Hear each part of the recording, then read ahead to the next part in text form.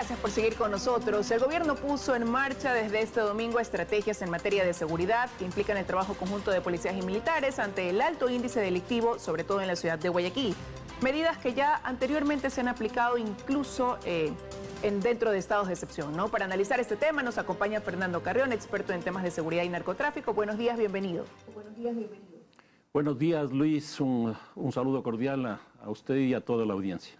A usted también. Bueno, ya lo mencionaba, ¿no? Nuevamente policías y militares de manera conjunta en las calles, patrullando por la ciudad, sobre todo en los puntos donde se ha identificado mayor accionar delictivo, reuniones de seguridad de los actores para definir estrategias, colaboración y participación, se hace un cambio de comandante en la Policía General y esas son algunas de las medidas que se toman para hacerle frente a esta ola delictiva que nos mantiene en zozobra, sobre todo a quienes habitan acá en la ciudad de Guayaquil. ¿Son las medidas correctas? ¿Van por ese camino para hacer frente a un problema tan grave que tiene hoy el país? A ver, dos cosas, Liz. Una primera son medidas que se han reiterado durante mucho tiempo, no solo en esta coyuntura, sino en otras y además en otros países, y los resultados no han sido los mejores. Pero por otro lado también hay que tener en cuenta que si no se hace innovación en términos de las políticas, el crimen sigue evolucionando. La flexibilidad que tiene la organización criminal es tan alta y las políticas son más bien todo lo contrario, no son flexibles, son terriblemente rígidas. Le pongo dos casos de lo que hemos estado viviendo este último tiempo, Liz. Uno, primero, esto que ocurrió, esta masacre que ocurrió porque fallecieron 6 personas en lo que se denomina la playita del Guasmo.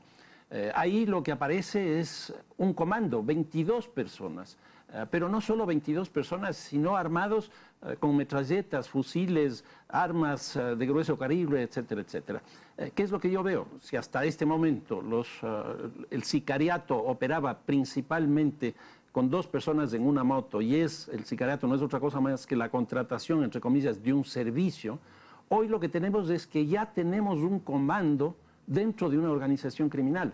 Eso no puede ser enfrentado de la manera que se está enfrentando este tipo de cosas. Entonces, y una segunda que también sé.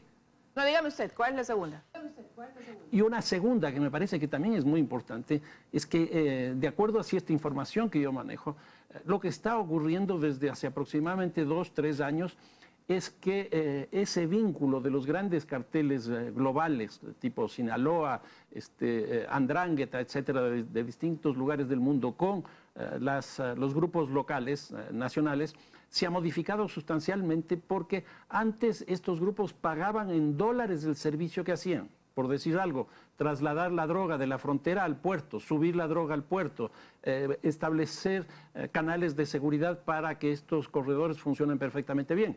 Hoy día ya no están pagando en dólares, sino pagan en droga, lo cual les obliga a estas estructuras criminales a organizarse de una manera distinta para introducir esa droga en el mercado interno. Eso significa un cambio sustancial en la forma de organización del crimen. Bueno, por aquí se nos ha venido diciendo de un tiempo atrás que lo que vemos en esos sicariatos que se cometen es ese ajuste de cuentas entre bandas, que también es la respuesta, estos hechos delictivos que vemos en la calle, a esos golpes que se están dando desde las instituciones a ese problema tan grande que es el narcotráfico, que dejó de ser de paso para ya ser un problema local. Y usted aquí ha mencionado cómo va evolucionando por ese lado ya el accionar, un comando que actúa, ya no es una persona o 2 en una moto como usted bien lo señala, pero se mantiene por el lado de respuesta la misma estrategia. Entonces, ¿cuál va a terminar siendo la diferencia una vez que se lleven a cabo estas acciones conjuntas al final del día?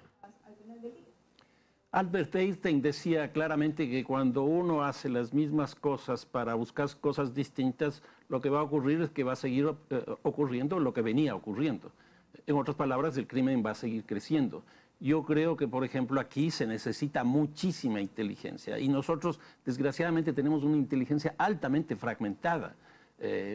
Las Fuerzas Armadas tienen la suya, la policía tiene la suya, luego tenemos una inteligencia estratégica para todo. Y yo creo que lo que necesitamos es construir una inteligencia para ver justamente cómo va evolucionando esto. Y esa inteligencia no solo hacer el seguimiento de lo que pasa dentro del país, sino fuera del país.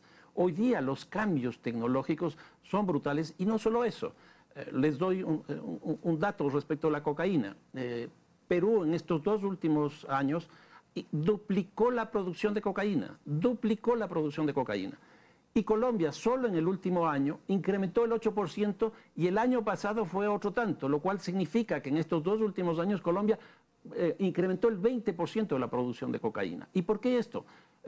Porque el desarrollo de la tecnología ha generado el incremento de la productividad. Si el Ecuador está entre estos 2 países, que son los 2 países más grandes de producción de coca y de cocaína, pues obviamente algo le está pasando al Ecuador. Y por aquí, por el Ecuador, según tipo de fuentes, estaría pasando entre 500 y 700 toneladas, que es una cantidad muy grande. Y de eso, más o menos, se queda entre un 18 y un 20%, es decir, algo así como 100 toneladas.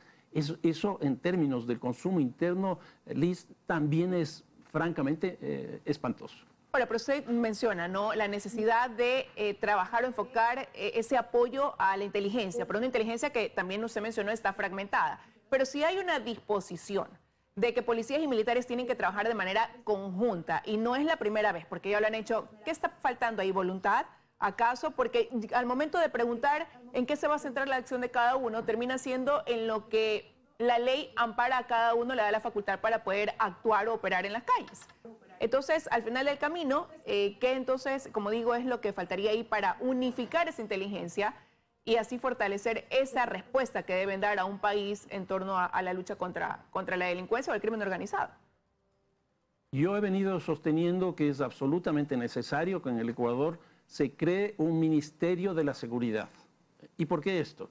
Porque si ustedes recuerdan, antes teníamos un Ministerio de Justicia que se encargaba de la cárcel, teníamos un Ministerio del Interior que se encargaba de la policía, teníamos un Ministerio coordinador que coordinaba todo esto y además teníamos una Secretaría de la Política que se encargaba de la política. Pues todo eso decidieron que caiga en un solo ministerio, que es el Ministerio de Gobierno. El Ministerio de Gobierno se encarga de la política y se encarga de la seguridad.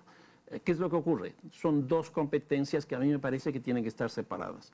Yo recuerdo en la época de la presidencia de Lenín Moreno, cuando salió María Paula Romo, que le asignaba mucho más importancia a la política que a la seguridad, y entró un policía a hacerse cargo durante 3 meses, ese gobierno se quedó sin política.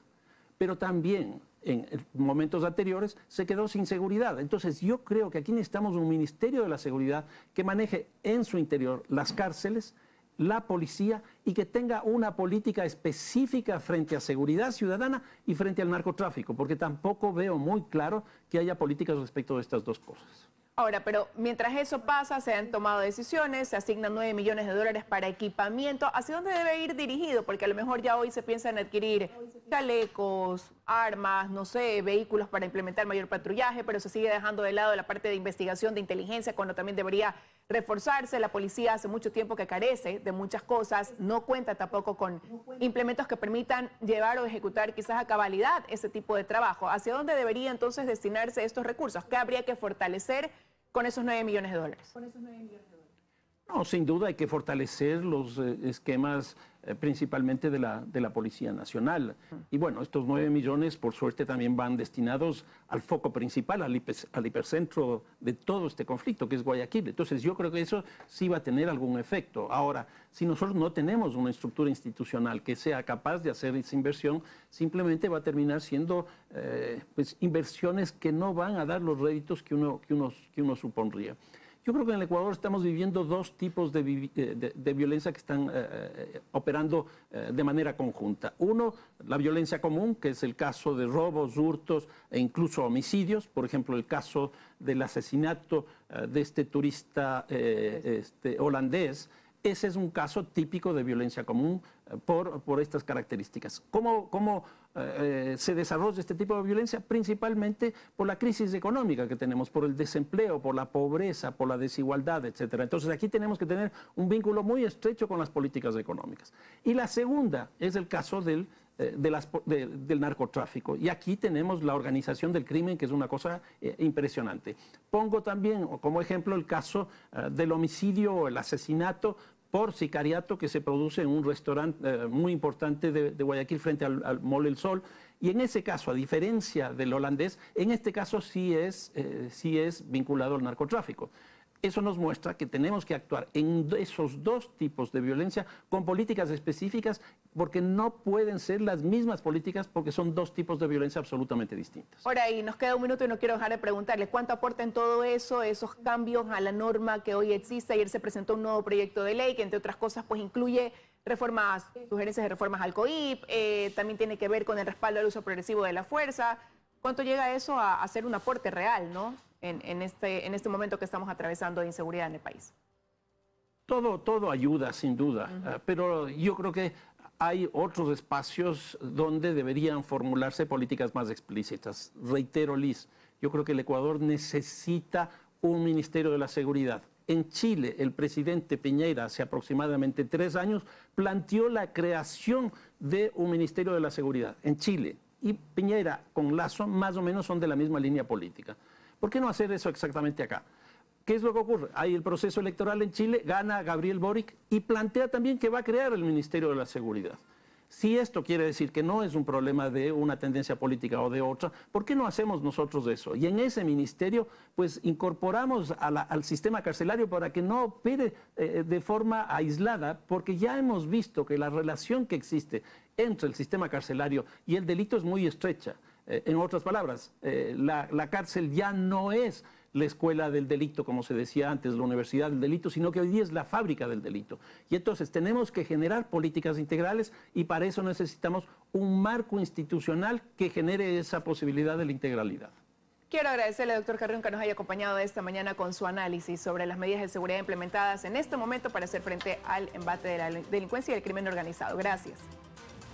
Muchísimas gracias. Que tenga un buen día. Ustedes, amigos, también. Vamos a una pausa y enseguida los noticieros.